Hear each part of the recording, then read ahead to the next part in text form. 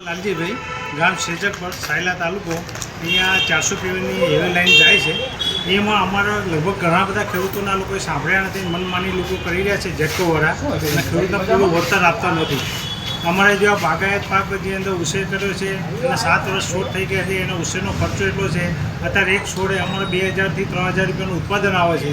હવે અમારે એ છોડ નીકળી જાય તો બીજા 7 વર્ષની અમારું ઉત્પાદન છોડનો ઉછેર એનો ખર્ચો ક્યાં જાય? તો આવા બધા મોટા જટિલ પ્રશ્નો હોવા છતાં એ લોકો અમારી વાત સાંભળતા નથી, શું આપવાના છે નક્કી કરતા નથી, એમનું કામની ગુણવત્તા બરાબર નથી અને આજુબાજુવાળા બીજા કોઈ ખેડૂતોને કંઈ વળતર આપ્યું નથી ને એમને લાઈને એ લોકોએ ઊભી કરી નાખી છે। આજે આ બધી પાવર ગ્રીડ છે જેટકોની અંડરમાં જ આવે છે, એપીએસ કંપની એ પ્રાઇવેટ કંપની છે। આજે કચ્છમાં આ બધી લાઈન નીકળી છે ત્યાં આવા જે બાગાયતી છોડ જે દાડમ છે એમાં એ લોકોએ 18,000 રૂપિયા વળતર આપ્યું છે અને આજે જંત્રી પ્રમાણે એમ કે 15% તમને આપીશું તો આ તો જંત્રીના બજાર વેલ્યુ પ્રમાણે તો કોઈને મેળ ખાતો નથી। અને આજે બીજા બધા પાક લીમડો સરગવો છે કે લીમડો છે એના બાવર છે એના 7,000 રૂપિયા આપે છે અને દાડમને એમ કહે છે કે એના જીઆર પ્રમાણે 4,000 મળશે, જામફળને 20,000 આપે છે, આંબાના 50,000 આપે છે।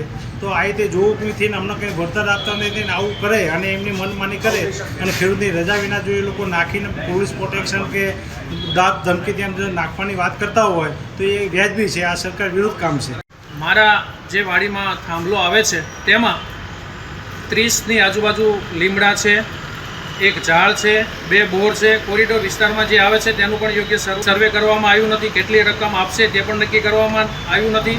તો આ લોકો કરવા શું માગે છે કંઈ ખ્યાલ જ આવતો નથી અને ખાલી ખેડૂતોને અત્યારે જ્યારે માવઠાની આગાહી કરી છે, જીરાના મબલક પાક લેવાનો બાકી છે, જ્યારે એ મુદત આપી છે તો ખેડૂતો પોતાનું જીરું બચાવશે કે આ મુદતે હાજર રહેશે? એટલે આવી વિકટ પરિસ્થિતિમાં ખેડૂતો મુશ્કેલીમાં મુકાયા છે।